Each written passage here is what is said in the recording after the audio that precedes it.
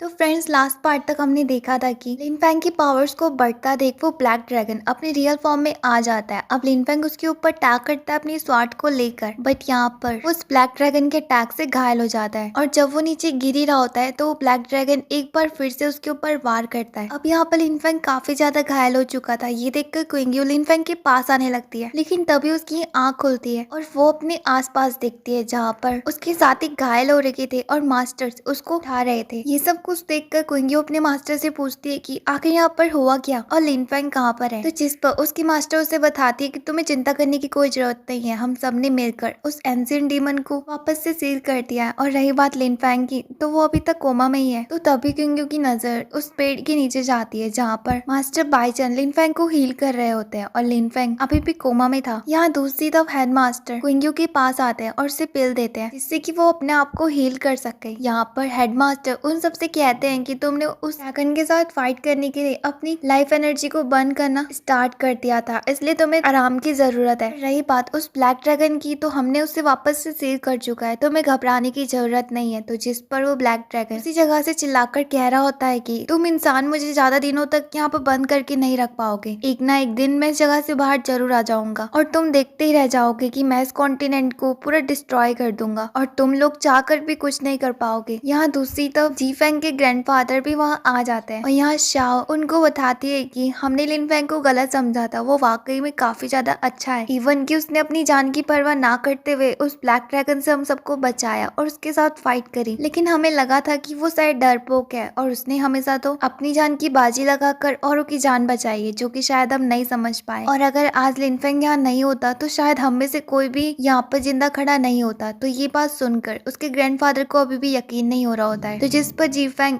अपने ग्रैंडफादर को समझाते हैं कि शाओ जो बोल रही है वो बिल्कुल सही है, आप लिनफेंग को देख सकते हो, अब उसकी हालत कैसी है। उसने हमें बचाने के लिए अपनी पूरी लाइफ एनर्जी बर्न कर दी और मैं ब्रदर लिनफेंग के एहसान को कभी भी नहीं भूलूंगा। फ्यूचर में जब भी उन्हें मेरी मदद की जरूरत होगी तो मैं हमेशा उनकी मदद के लिए खड़ा रहूंगा। इसके बाद वो बाकी लोग लिनफेंग के पास जाते हैं। यहाँ पर हेडमास्टर मास्टर बाईचन से लिनफेंग की हालत के बारे में पूछते हैं, तो जिस पर मास्टर बाईचन उन्हें बताते हैं कि लिनफेंग की यहाँ पर 75% से भी ज्यादा मैटर यहाँ डिस्ट्रॉय हो चुके हैं और वो काफी ज्यादा घायल है, इसलिए अभी भी वो कोमा में ही है। और उस ब्लैक ड्रैगन के लास्ट अटैक से लिनफेंग की ब्लड लाइन भी बर्न हो चुकी है, इस वजह से वो काफी ज्यादा इंजर्ड है और उसकी हालत बहुत ज्यादा खराब है। इतना कुछ होने के बावजूद भी अगर लिनफेंग जिंदा है तो ये बहुत बड़ी बात है। जिस पर जीफेंग के फादर सामने आते हैं और कहते हैं कि लिनफेंग के ब्रोकन मेटोरी आर्म्स तो कुछ दिनों में ठीक हो जाएंगे, बट बात करें उसकी सोल की, जो कि वो तो काफी ज्यादा इंजर्ड है और उसे ठीक कर पाना बहुत ज्यादा मुश्किल है, लेकिन हम इसे ठीक कैसे करेंगे। तो जिस पर मास्टर बाईचन उन्हें बताते हैं कि हमें जल्द से जल्द लिनफेंग को हेवनली स्वार्ड पीक में ले जाना होगा और जल्दी से जल्दी इसका इलाज भी शुरू करना होगा। और ये बोलकर वो लिनफेंग को अपने साथ ले जाते हैं। यहाँ हमें कुछ दिनों बाद का सीन दिखाया जाता है जहाँ पर क्विंग्यू लिनफेंग से मिलने के लिए जा रही होती है, तो उसको देखकर नीचे खड़े दो स्टूडेंट्स बात करने लगते हैं कि आखिर जेड स्वॉर्ड पीक की क्विंग्यू यहाँ पर किस लिए आई है। तो जिस पर दूसरा बंदा कहता है कि लिनफेंग को मिलने के लिए शायद। तो उसकी बातों पर वो दूसरा बंदा कहता है कि आखिर लिनफेंग में ऐसा खास क्या है जिस हमारे सेक्ट की साई लड़कियां इतना उसका ख्याल रखती है। तो जिस पर दूसरा बंदा कहता है कि उसने एंशिएंट ड्रैगन के साथ फाइट करी थी, क्या तुम कर सकते हो। और लिनफेंग की बराबरी कोई भी नहीं कर सकता है, वो वाकई में हीरो है। तो जिस पर वो बंदा कहता है कि हाँ तुमने बिल्कुल सही कहा है, ब्रदर लिनफेंग एक हीरो है, लेकिन उनके मेटोरियम्स पूरी तरह से डिस्ट्रॉय हो चुके हैं, क्या आप लिनफेंग कभी भी ठीक नहीं होगा। यहाँ हमें शिंगेर दिखाई देती है जो कि लिनफेंग को मेडिसिन पिला रही होती है। वो लिनफेंग की ऐसी हालत को देखकर काफी ज्यादा परेशान हो रही होती है और वो कहती है कि ब्रदर आपने मेरे से प्रॉमिस करा था कि हम दोनों साथ में स्पिरिचुअल डोमेन में जाएंगे और वहाँ जाकर हम फादर को भी ढूंढेंगे,